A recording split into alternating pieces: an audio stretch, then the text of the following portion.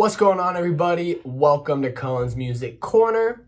I'm Cullen the Great. We have a very special March Music Month episode today. That's right, it is episode number 17, March 17th. It is St. Patty's Day. Hope y'all are feeling lucky. We're going to be talking today about a song from the year you were born. Now, I know some of us might not want to share some of this information, so feel free to not comment a song from the year you were born in the comment section below. Instead, comment a song from your favorite time of music down in the comment section below, and we'll talk about that later. So there was a couple of songs from the year I was born that I have been really digging. Some of them I didn't even know were from the same year I was born. Some of them I thought were a lot older. Some of them I thought were a lot newer. But today I ended up choosing Mercy Playground's Sex and Candy because I think that is the one that resonates with me the most. That is the one that I have probably listened to the most. And I'm just overall a big fan of that song. How would I describe this? It's a very unique sounding song, that's for sure. I believe it's Mercy Playground's only hit song. I don't think they ever really got any bigger than this. So the song actually charted at number 8 on the Billboard 100. And it charted at number 1 on the Billboard Modern Rock Music, and it actually stayed there for about 15 weeks. So when the song came out, it saw instant commercial success, much so more than any of their other music had before, and much more than any of their music ever had since that song. So very unique sounding song. Like I said, it's been compared to Nirvana kind of style, and a lot of people mistake the song for a Nirvana song just because it has that similar sound, that similar post-grunge feel to it. But unfortunately, this song did come out after the tragic death of Kurt Cobain. So it is something that is not Nirvana, but is very Nirvana-esque in the sense of what it sounds like, the overall ambiance of the track, and really kind of what the band was trying to do.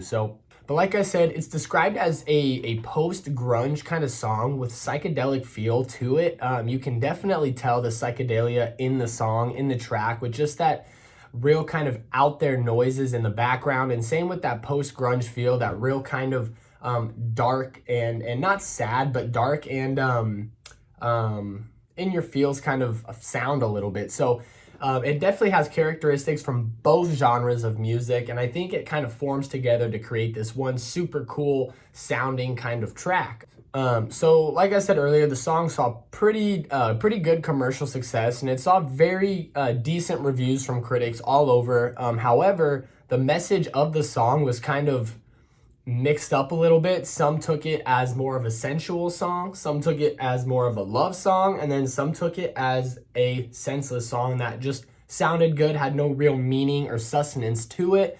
And it's definitely one of those things where the lead singer of the band said when he was writing the song, at first he said it was sort of a different take on a love song, and kind of his view of like the hippie 70s kind of feel with modern love. Then later on in another interview, he had completely changed his answer and said the song had really no meaning to it. He was just wanting to write something that sounded quirky and cool.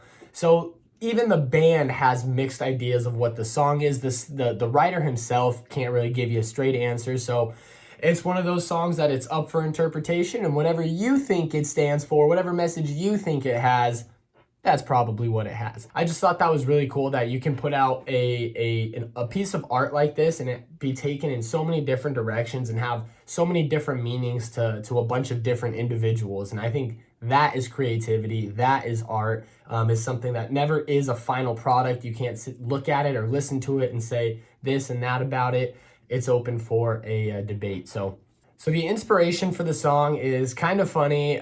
It goes hand in hand with the song title. But when John Wozniak was in college, him and his girlfriend were in a dormitory, you know, getting it on, okay, making coitus, sweet coitus. And after they were done, a mutual friend had walked into the room and was just like, "It smells like sex and candy in here." Just out of nowhere for no reason. And John was sitting there thinking, he's like, "Oh, you know what? That's kind of a cool saying, sex and candy. Like, I kind of dig that." And then This was before he had ever met anybody, any of the band members of Mercy Playground. So when they had got together and they were starting to write music, he thought back to that time in college and was like, you know, that's kind of a cool saying. He was wanting to write a song that had a little bit of that, like I mentioned earlier, that 70s kind of feel to it so he thought back to that and he combined in all sorts of disco era references with his made up references like platform double suede and all that business.